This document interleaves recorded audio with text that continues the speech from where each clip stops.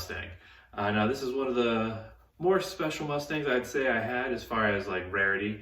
I've had several Fox bodies. I had a '08 Bullet Mustang, and now this one here is actually a '97 Mustang Cobra.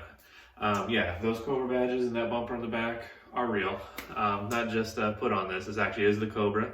It has, what makes the Cobra special is going to be that it has a all aluminum 4.6 liter engine with dual overhead cams. It's got 300 and I think it's 305 horsepower is what it was rated for from the factory, which isn't really that crazy by today's standards, but back in the 90s, that was really something. So far, I've only driven this car home to the house and then back and forth to work once. Really enjoying it so far. It's got quite a sound on it. One of the modifications it has Flowmaster mufflers, which isn't really that big of a modification, but it does have that. And one of the things I'm not really that fond of as far as modification on this car goes is it has these wheels on it. They're not bad. They're like a Bullet style wheel, just not, I would have preferred to have the regular Cobra wheels, I think, at least to start with on this car, just to make it more of a complete package, but these will do for now. No problem at all. What else? It does have leather interior, as you just saw. It's actually in really good shape. Most of the time when you see these old 90s Mustangs, or even the 2000s, early 2000s Mustangs, a lot of the interiors are pretty, they're like falling apart. The seats are all ripped. They're all dirty, especially like the tan ones are usually all dirty. But this one is actually in really good shape. I haven't even cleaned it or anything yet. This is how I bought it. So I'm pretty excited about that. I'm starting in a pretty good spot this time instead of the Bronco you've seen a couple times. It has the tan interior. It was quite dirty when I got it. So it's pretty cool to be able to start from this spot. Another interesting thing about these Mustangs in particular is back when I think it was like 19 or something, I actually went to one of the car lots that was around, not one of the like car lots, but it was like one of those tent sale things, and drove, it was a black one. It was actually a black one of these. I think it was maybe a 98. I don't remember if it was a 97 or not, but extremely similar car. It was like black on black, and I saw it there at the lot and I was like, oh, well, I got to test drive this car. I mean, it's a Cobra. It was a 5-speed Mustang. I'd never actually driven a stick shift Mustang. I had my red Mustang, but at the time it was still just an automatic. So I was pretty into this car. And so went for a test drive in it, and yeah, it was super cool. I was super nervous because I was 19. I was like, if I crash this car, it's gonna be over for me. But luckily, I didn't go crazy, so I didn't crash the car. But definitely able to with these. It doesn't, you used to get used to these newer cars, and yeah, maybe they have more horsepower, but they have all the like traction control and all that kind of stuff in them. This has none of that. Basically, it's just you with the pedals. So I mean, 300 horsepower rear wheel drive stick shift. It's pretty easy to break these tires loose and get yourself into some trouble. But that's not really what I plan to do with it. I plan on keeping it pretty mild. I mean, maybe take it to some like car shows and stuff, since it's really clean. I was really surprised how clean this is for being like a 90s Mustang I'm getting. We'll see how it really turns out once I actually get it cleaned up. I think it's gonna turn out pretty good. I've started seeing a couple little things here and there, but I mean, it is a 97. Only 166,000 miles on it. I don't know if I've said that yet, but that's pretty good. You can't really see it through the wheels, but it does have like the slotted drilled rotors. I think the front brakes are 2-piston. I think they're supposedly made by Brembo, according to what I've read online anyway. Everything seems to be working really good on it. Haven't really had any problems. I mean, I've only driven it 3 times, but so far so good. Maybe we'll check out the interior too, just that way you get kind of an idea. I'll show you under the hood, so that way you can kind of see what we're talking about with this Cobra.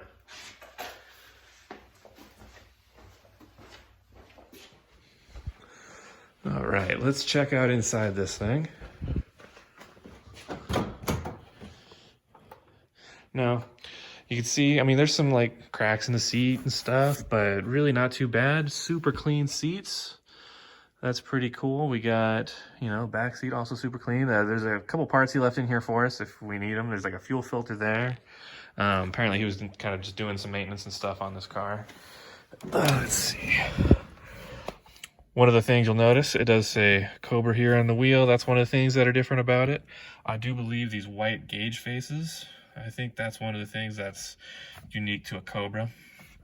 It does also have the upgraded sound system. For back in the day, this was, like top of the line for the Mustang, I think. Still sounds pretty good. The guy I bought it from was not very didn't really praise it that much, but yeah, I think it sounds pretty good, especially for something from the 90s. It does still have a tape deck. There's something you don't see every day anymore. Don't know if that works yet. I'm gonna have to try it out. I do know that the CD player works. It does have, I'm missing the eject buttons right here. The button's missing, but it still works if you stick something in there like a pen or something. So far, that works. The radio works. Now, I'm not able to change the radio stations in this.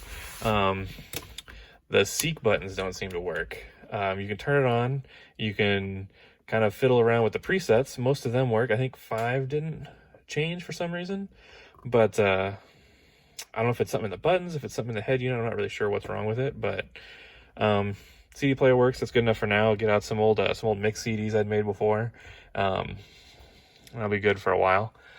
Let's see here. I can't really see it, but the headliner's in really good shape still. So that's pretty cool. Let's see, anything else interesting? We do have the button for the fog lights down here. The rear defroster works. That's pretty cool. AC and heat. So far, I haven't really tried the heater yet, but the AC works. It blows nice and cold, which is quite cool. Still has the Little Trees air freshener from the last guy. I'll have to do something with that. Something else I'm going to show you. You can actually see it better from outside. We bought this car actually at night. Had flashlights and all, looked really clean. And so far, I'm still very pleased with it. One thing I didn't see was that there was writing on the dash cover that says, "My Little Baby." I'm not sure how I feel about that. I don't know if that's going to stay there or not. Maybe we'll cover it with something or get a different dash pad. I don't know. But the dash pad has helped the car quite a bit because the dash is still perfect underneath there.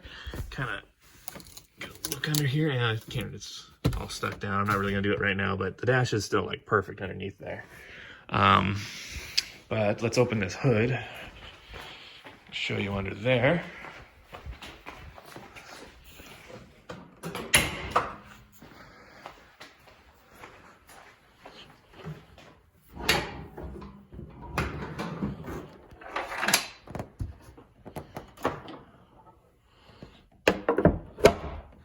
All right, so here is the masterpiece. This is what makes this car most special. The biggest thing that makes this car special, it has the Cobra engine in it, and it has this little plaque here. All these engines were actually hand built, from what I've read, by the SVT team.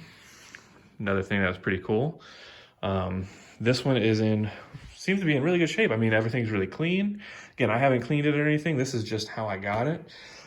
Oil was super clean. Spark plug wires are looking like they're in okay shape, at least at the moment. I haven't really taken anything apart or anything. Supposedly it has new spark plugs in it, a new O2 sensor, oil change is supposed to be fresh, the air filter is supposed to be fresh. Haven't really dug into it yet, but the way it runs, I'm pretty sure it's going to be a pretty solid explanation of what he did to it. But yeah, so here she is in all her glory. Gonna have to go ahead, see if it's gonna pass smog, which I don't think is gonna be any problem, being how good a shape it's in. But yeah, we'll go ahead, we'll get some stuff cleaned up on this, and we'll have to show it to you again on another day. Maybe we'll take it out, maybe we'll take it to a show. Who knows? Maybe we'll just take it for a drive. Anyway, that's all I got for you at the moment. This is probably gonna be a pretty short video, but just wanted to introduce the new car to the family right here. Fresh addition to Tackett Garage. Make sure to, follow, like, subscribe, all that kind of good stuff. If you like the stuff I'm doing, maybe give me some comments if you want to see something else. But again, thanks for joining me today. Pretty excited about this car, so I want to share it with all you guys. Anyway, one of the things this car is really reminding me of is life's too short to drive boring cars, and this one's got me pretty excited. So we'll go ahead, we'll take this out, I'm going to enjoy it, and we'll show it to you later in another episode of Tackett Garage. You have a good one.